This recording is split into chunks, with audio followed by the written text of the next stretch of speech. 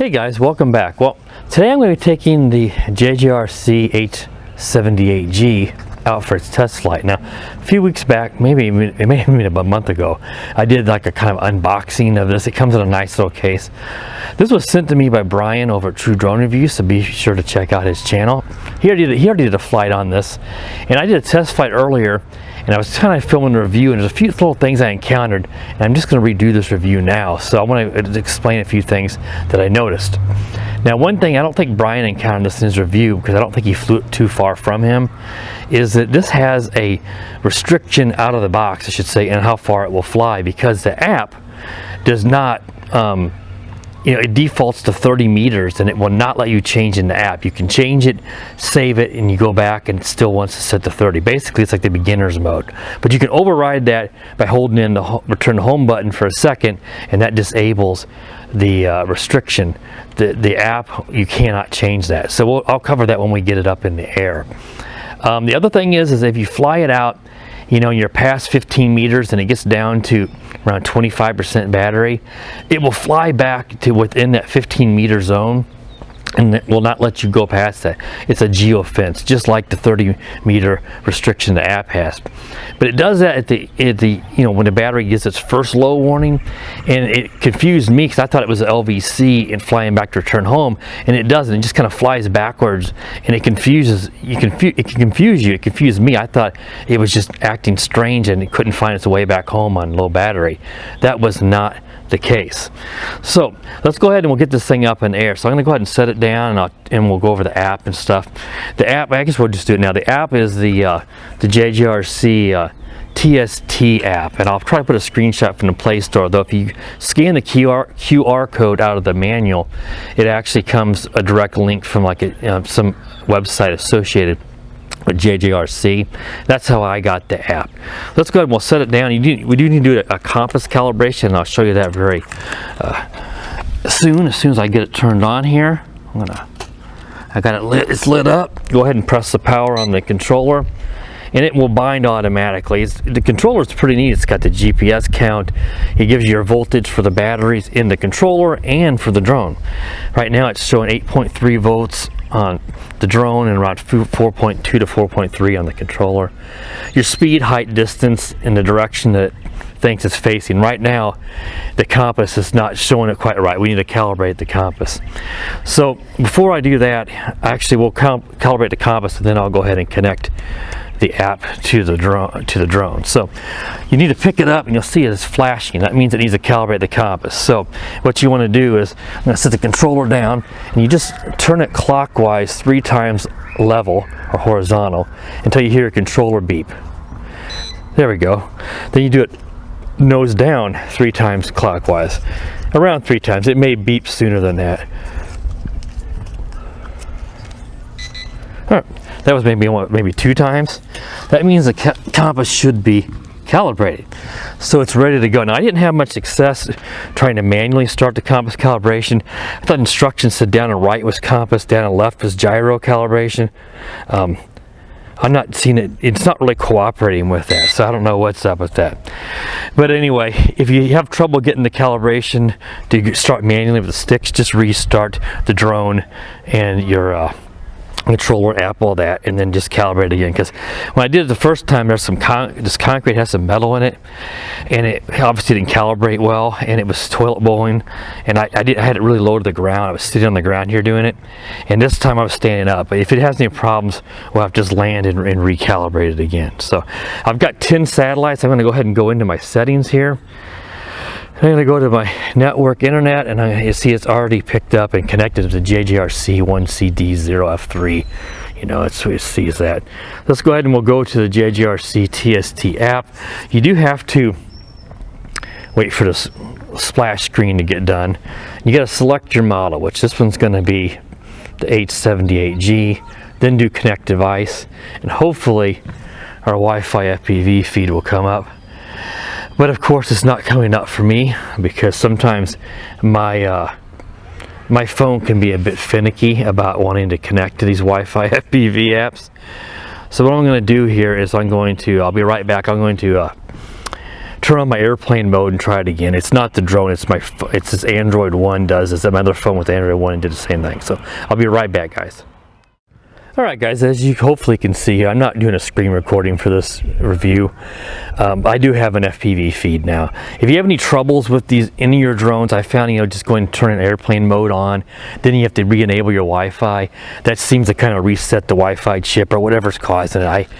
I've had trouble in the past sometimes with my drones not connect the first time, and then they won't want to bring the Wi-Fi feed up the next time I start the app. So it's all working fine now. So our compass is calibrated, my FPV feed is connected. So we'll go ahead now and we'll take it up and get some video saved and let you guys see how this works. These are fake antennas, that's why I got them sitting down. They're not, they're not real. I also want to try to remember to show you the different speed rates when we get the flight going. So I'm gonna go ahead and start recording video. It's recording. Go ahead and unlock the props and go ahead and do an auto takeoff. Let's take it up a little higher here and let's see if I'll bring it down a little bit. Let's see if it hovers, if it toilet bowls. I'm going to do that just to make sure that I got a good compass calibration. That looks rock steady to me. A little waver with the breeze. Not bad at all. It does tend to slowly drop in altitude, as you guys can see, which is a little odd. But no big deal. All right, let's go ahead and fly it out here. Now, it's going to hit this 30-meter wall here, and I'll show you. We're out now about, let's see, 18 meters, 20 meters. I'm looking at the controller screen. It's going to hit that wall here in a second. There, and now it wants to fly back, see? So if you hold, this is my first time testing this, but hold down the return to home key for a second and it beeps. Now we should be able to override that. And we are. Hopefully I'm not looking down at my controller too much here and end up not seeing the drone. If we do, I'll include some just onboard footage. All right, we're already up all the way up there on the, and the Wi-Fi is starting to break up some, which isn't surprising. But I tell you what, from what I've seen, the video feed, on the camera's pretty good on this, but it does have some jello, but it has good detail. I'm gonna go ahead and do a return to home, just do a quick press. Now it's gonna raise up, and I don't know how well this is gonna show up on my head cam. It's going to go up to 15 meters and it's going to fly back. So let's move over here and try to get this into shot. It's zipping over here. Here it comes. And it's going to come down and land. So the range on this, I'll need to see what that range was. It's kind of toilet bowling on me now, which is kind of odd. But it's coming down now. It's zipping down. Let's see where it goes. Now that was not a very good return to home. I know some other people reviewed this and had better results. I always have bad luck with return to homes. Even my Altel Evo, when it was new, would be way off. I don't know, but that is a pretty horrible return to home. We'll try it again. I mean, it flew back. Okay, there's a little water from the grass. It rained a while ago, but we'll go ahead and take it up and we'll obviously try that again. But that was not a very accurate return to home. Thing is, we could do it again and it might land within a foot of the middle of the helipad. So we're still recording. Let's go ahead and we'll unlock the props and we'll just do a manual takeoff.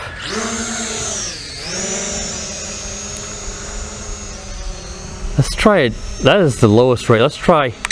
There's the highest rate. Boy, look at it's pretty sporty. That's high speed rate. Let's take it out. I want to see about how far that was where the video broke up. It's right out here in the street. That is, it's breaking up now. About 70 meters. 70 to 80 meters.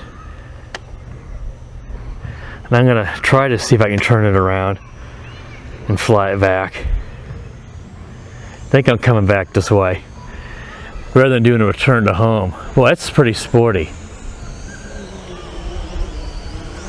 Now if I'm at my first low battery, right now we're at 50, I can't tell, 57%.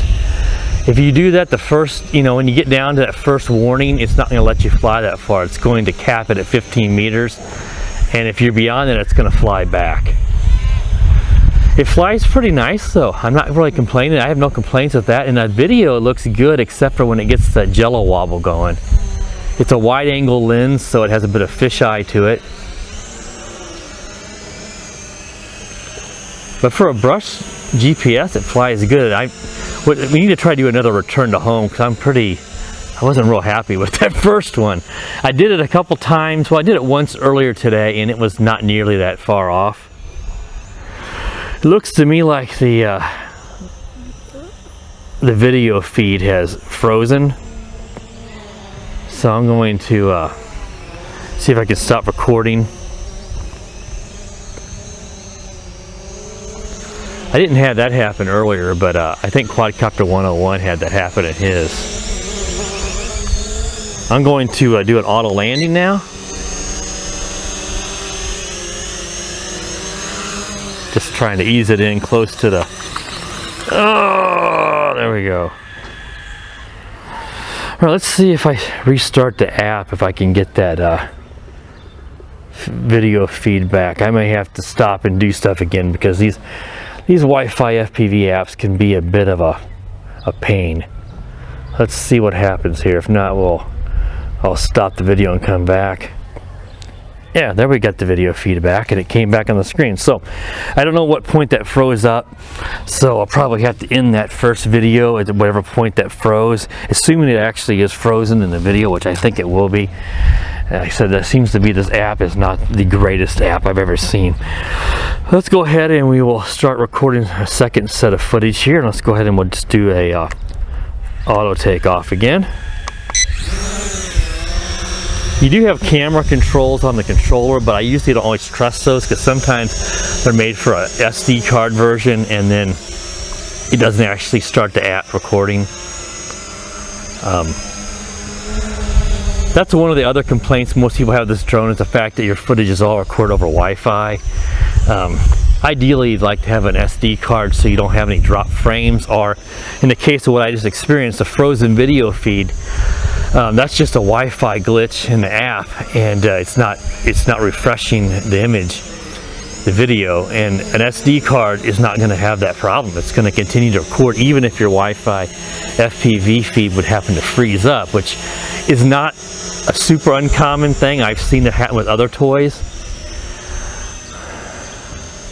Of course, this is a 5 gigahertz FPV, which I mentioned in the unboxing, but I should have mentioned that sooner here. 5 gigahertz is good because it has a better throughput and it won't interfere with the drone. So I'm not seeing any kind of lagginess with the drone caused by the Wi-Fi connection. So that's always a big bonus. And your video feed typically will be better quality. I think this drone is advertised at 1080p, so it looks like it to me. It has very good detail on what I looked at earlier on my phone when I flew it earlier. It's just there's a little bit of jello wobble.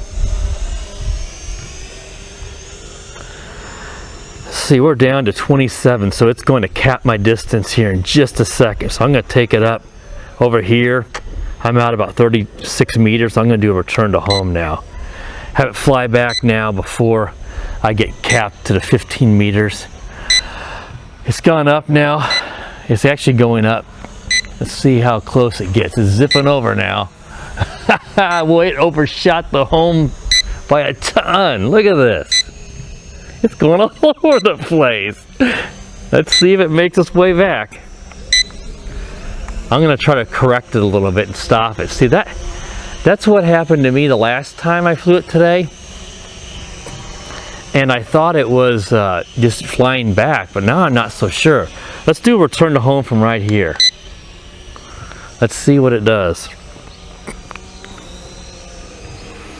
So we're down to 27% battery. I'm going to try to fly. It's going to land in my neighbor's yard. Whoa, it's coming all in. Now it's going to land here. Oh, that's weird. Alright guys, I don't know what to say about this drone, because this is kind of how it did its second return to home for me earlier. There was no toilet bowling when I took this up. First one, as you can see, landed here probably 15 feet away from the return spot. This second time I hit it, it's just like what happened to me earlier when it went to its 15-meter restriction. It flew around weird, but that one was not actually a return to home, and you guys don't know what I'm talking about because that was what I did earlier today. But that one there, I took it up over the neighbor's house, told it to return to home, and it came zipping back, overshot the home spot, did a giant circle, and as you can see with my assistance I was able to bring it down. But my goodness, that was a horrible return to home. You know, this drone is a bit buggy. JJRC is typically making decent drones where they used to be kind of a flaky brand several years ago. This one to me is sort of a dud. I know Brian had good luck, and if Brian, if you watch this, you know, you can comment. I don't want to put words in your mouth. I don't think you took it beyond the 30-meter restriction out of the box. But remember, you just override that by holding down the I'm going to stop recording video, by holding down the return to home button for a second until the controller beeps. But the return to home was terrible there on the second one. In fact, so much so that I don't know if I trust it. It nearly flew into me as it came down. It seems like the first return to home that you do on this works fine. As you saw the first one, I mean, it wasn't super accurate, but it wasn't out of control. It flew back, it was right overhead. That second one was just a giant toilet bowl. It overshot the spot. It came down. And if I hadn't given it inputs, who knows where it would have landed, probably in the neighbor's yard or maybe in the trees over there. So, you know, in the end, I think this drone is probably one you want to wait around until JJRC gets the app restrictions fixed where you don't have to use the controller to override that, and maybe just, I don't know.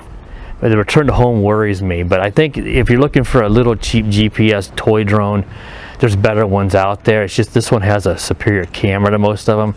The Lay Idea 7 is a much more accurate little GPS drone that for me would land within a few feet every time home.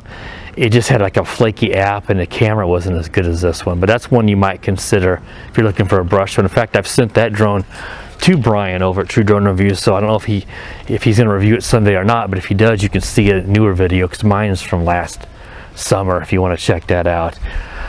But you know, if you really want a GPS camera drone, I recommend going for something like, you know, an actual brushless.